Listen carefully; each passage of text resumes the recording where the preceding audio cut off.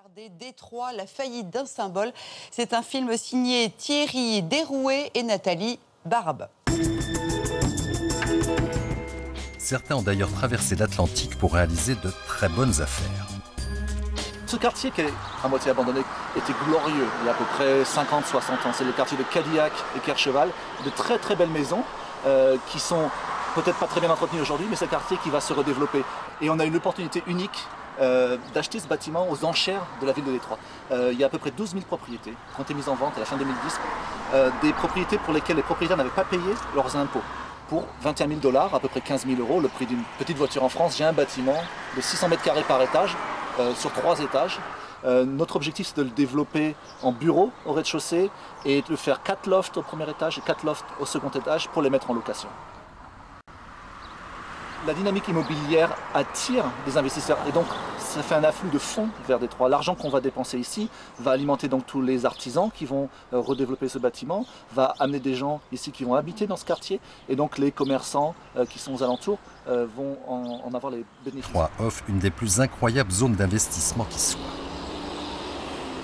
Ce bâtiment particulier date du début du XIXe siècle, exactement 1888. C'était la station de pompiers numéro 5.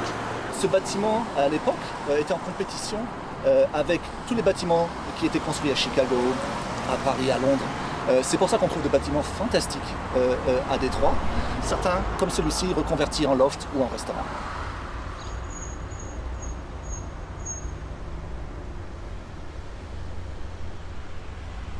Arrivé il y a 15 ans pour travailler dans l'automobile, le Français a depuis délaissé les bureaux d'études.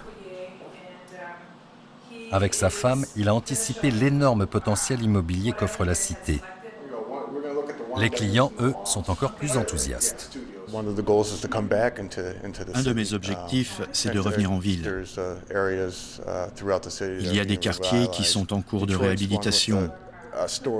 Détroit a une grande histoire. La ville et les gens d'ici ont du ressort. Ils ont toujours su joindre les deux bouts, d'une façon ou d'une autre. Ma foi dans la ville n'a jamais varié. Je suis donc très optimiste pour l'avenir. Détroit est un peu trop grande pour sa population actuelle. Sa renaissance commence au centre et va en s'élargissant. Il y a actuellement un grand mouvement de gens qui reviennent à Détroit, des jeunes actifs pour la plupart. Ce sont eux qui occupent ces biens.